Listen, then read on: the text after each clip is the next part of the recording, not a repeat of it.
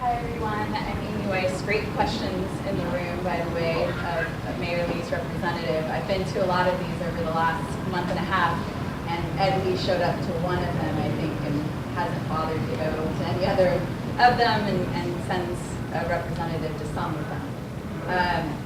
I got my start in local activism and politics back in 2011. I graduated from SF State the year before, and I got my master's degree in organizational development and training. And while I was there, what I do is I see a need a lot of times because I'm just perceptive in that way. And then I try to figure out, do I have the means to try to fill this need and address it? And so while I was there, I realized that in the nonprofit management department and public administration, there are all these great minds of graduate students, but we were doing these hypothetical projects instead of actually applying that to support the community organizations in San Francisco. And so after I graduated, I talked to a former professor and I said, why don't we start up a program that actually connects graduate students with real community-based organizations in support of strategic planning, evaluation, and communications. And so we got funding for it. I wrote the grant. And then I developed the whole thing and we implemented it. It's being offered for the third time this fall at SF State.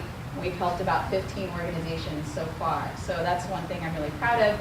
After I graduated, I started to notice what was going on after the global financial collapse and what was going on with Chase Bank. I started to educate myself about it.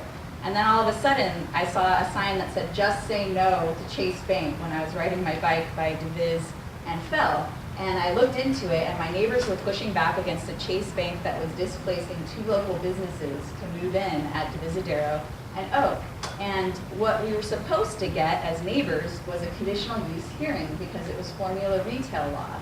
And when you first start learning about zoning code, those of you who haven't delved into that, it kind of hurts your brain a little bit, right? But then I had some really great mentors, Dean Preston and Gus Hernandez, and we went through this code and we realized we should actually be having a conditional use hearing because of Matt Gonzalez's 2004 formula retail law, but we weren't getting that.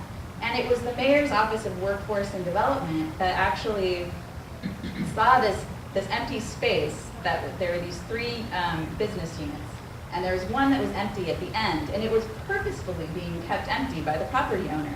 But instead of trying to figure out, well, why is it that property owners are keeping these properties blighted and vacant? Why don't we figure out how to perhaps do a tax or figure out something to do at the state level to affect this? They worked with the property owner to move in the Chase Bank and displace these local businesses. And I didn't want to just say no anymore to this type of exclusive, profit-driven development that was eroding our character.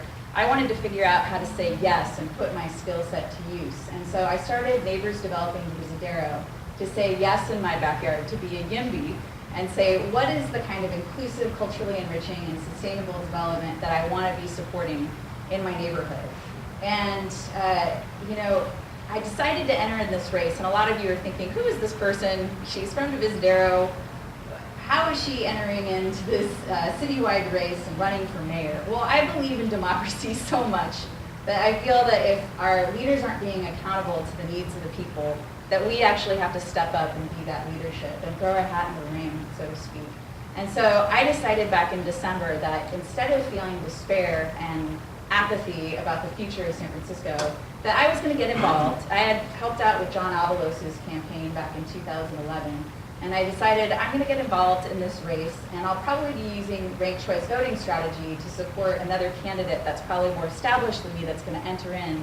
But I didn't want to wait and see if someone would enter. I wanted to really challenge Ed Lee, and I wanted to put myself in that position of what if I were mayor? What would I do differently? I really wanted to think about what kind of solutions that I would come up with for this housing crisis and what I would do differently about industry. Because, it's great that we, in a sense, that we brought in these 100,000 jobs or so since 2010, but who did they go to? Who is it that they went to? Because a lot of these new jobs are going to people that are from out of the Bay Area, out of the state, out of the country. They're coming in, and that's actually causing our housing crisis. And we've switched, we went through this process of switching through from a payroll tax, we're right now, I think it was 2014 that we started to go to a gross receipts tax, and we changed the IPO. And so that really brought in a lot of tech companies because they thought, oh, well, this will actually work really well for us because now we're not going to be taxed in the same kind of way.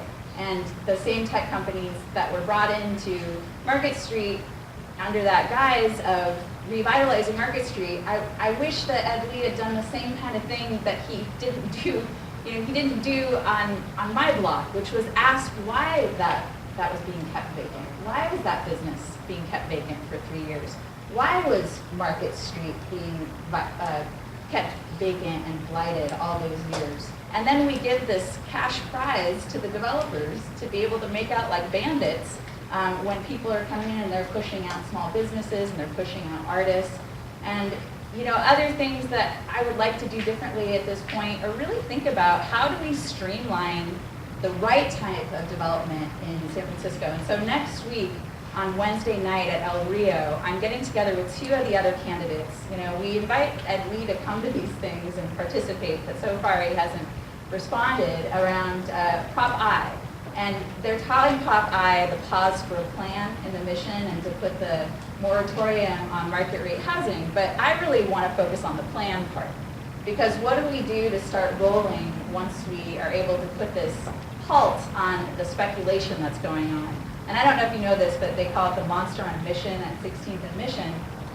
That was purchased for something like, I think it was 22 million or 33 million. Originally, that was the price that the developers were going to pay, but now there's an offer for 55 million. And if we do this Prop I and it passes, you can bet that no one's going to plop down 55 million thinking that they might be held up for 18 months in the process. But there are solutions to this sort of thing. We need to figure out what kind of design that we want to see in our neighborhoods, and we should be more proactive in the planning. In the Divisadero area, there's a car wash that's at the corner of Oak and Divisadero, and there's a new proposed plan that got put out there. And what was interesting is that I did a survey with my neighbors. 285 people took this survey from my nonprofit within a week saying what kind of development they wanted to see there, which was overwhelmingly this push for affordable housing. I have a minute left, so let me also just say, I think it's wrong to do this Super Bowl push out, and I'm inviting Ed Lee to take the St. Francis Super Bowl Homelessness Challenge. I actually have a plan for how we could work together, and you can relay that to Mayor Lee, on doing something instead of just pushing people out. We can do something constructive. I want you to know too that I talked to Ed Lee twice over the last month and a half, and I was kind of shocked that he wasn't taking a stand on eviction protections. I asked him twice, do you support the Eviction Protection Act? Both times he dodged the question. The second time he said he was waiting to see if he would get sued.